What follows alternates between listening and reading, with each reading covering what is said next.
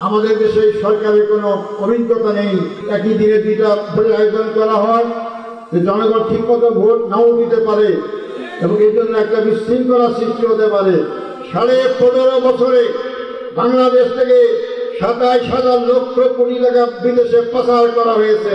আমাদের দেশের ছেলে থেকে চাকরি করে বিদেশ যেতে হতো না, বেকার সমস্যা সম্পূর্ণই দূর হতো, বরং বিদেশ থেকে আমাদের লোকেরা চাকরি করতে আসতো। এই টাকা যদি আদায় করা যায়, 3 থেকে 5 বছরের মধ্যে বাংলাদেশে ডাকাত খাওয়ার লোক খুঁজে পাওয়া যাবে না ইনশাআল্লাহ।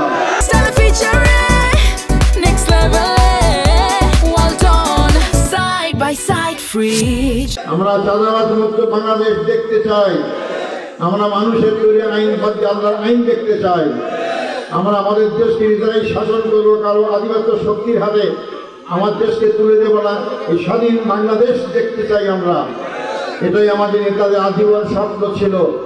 আমাদের সময় এসেছে সেই স্বপ্নকে বাস্তবায়ন করার জন্য। আজকে আমরা জামাত ইসলামী, অন্য ইসলামী দল এবং দেশপ্রেমিক দল নিয়ে আমরা আজকে আন্দোলন করছি।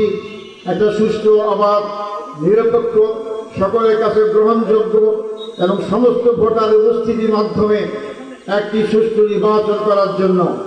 সেই নির্বাচন করতে হলে 24-এর গণবিপ্লবের মধ্য দিয়ে যে পিছিয়ে পরিবর্তন হয়েছে, সেই জুলাই সনদে আমরা সবাই স্বাক্ষর করেছি। সে স্বাক্ষরিত সনদ আইনি ভিত্তি দেওয়ার জন্য আমরা গণভোটের আয়োজন করার জন্য সবাই একমত হয়েছি। শুধু আমরা একদিনে হবে না, আলাদা আলাদা দিন হবে, এই ব্যাপারে দ্বিমত সৃষ্টি হয়েছে। আমরা সবাই বলেছি ঐক্যমতের ভিত্তিতে এই জাতীয় নির্বাচনের পূর্বেই গণভোটের আয়োজন করতে হবে।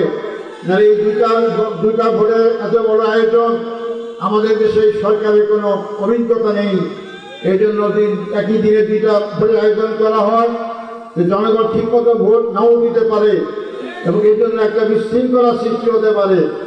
এই জন্য আমরা 24-এর পূর্বে ফিরে যেতে চাই না। এই জন্য আমরা এই অবস্থা এক আইনি ভিত্তি দিতে চাই।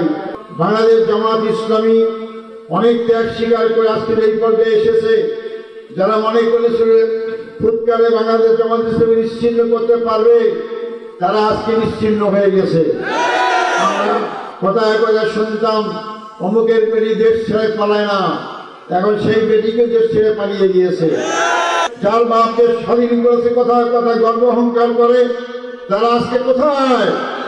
তারা শুধু তাদের হাজার হাজার কর্মীকে ফেলে দিয়েই নয়, 18 কোটি মানুষকে অনিরাপদ রেখে স্বচ্ছন্দ জীবন যাপন করার পাশের কৃষি কাজ করে নিয়েছে। বাংলাদেশের অভাব অভিযোগ থাকবে না।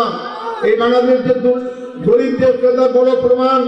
15.5 বছরে বাংলাদেশ থেকে 27,000 লক্ষ কোটি টাকা বিদেশে পাচার করা হয়েছে। এই টাকা তো বাংলাদেশ থেকে গিয়েছে। গরিব দেশ এই টাকা কোথা থেকে পেল? তার বাংলাদেশের গরিব বানানো হয়েছে। এই যে এই টাকা আজকে থাকতো, পাচার না হতো, বাংলাদেশ সিঙ্গাপুর কেন? সিঙ্গাপুরের চেয়ে অনেক অনেক উন্নত করতে পারতাম আমরা। আমাদের ছেলেরা গরিব মানুষের জায়গা জমি বিক্রি করে বিদেশে চাকরি করতে যায়। আপনাদের অঞ্চলে অনেকে আমরা পত্রিকার খবর দেখি নৌকা ডুবিতে মারা যায়। আজকে সেই সম্পদ দেশে থাকতো, আমাদের দেশের ছেলে থেকে চাকরি করে বিদেশ যেতে হতো না, বেকার সমস্যা সম্পূর্ণই দূর হতো, বরং বিদেশ থেকে আমাদের লোকেরা চাকরি করতে আসতো। জামাত ইসলামী ক্ষমতায় গেলে আমরা জাকাতের আইন চালু করব। আগামী দিনে আমরা সুযোগ পাই, জাকাতের আইন চালু করলে আমরা হিসাব করে দেখেছি প্রতি বছর ব্যাংক থেকে 50,000 কোটি টাকা জাকাত আদায় হতে পারে। এই টাকা যদি আদায় করা যায়, 3 থেকে 5 বছরের মধ্যে বাংলাদেশে জাকাত খাওয়ার লোক খুঁজে পাওয়া যাবে না ইনশাআল্লাহ। যারাই ভোটার এই 4টে আসনে সবার কাছে পৌঁছাবেন, না পারলে মোবাইলের মাধ্যমে যোগাযোগ করবেন। সম্মিলিত সভা প্রচেষ্টায় যদি দাঁড়িপাল্লায় মার্কায় ভোট করে যে পরিবেশ সৃষ্টি হচ্ছে, আগামী 2 মাসের মধ্যে ব্যবধানে ইনশাল্লাহ দাঁড়িপাল্লা মার্কায় জিতবে ইনশাল্লাহ।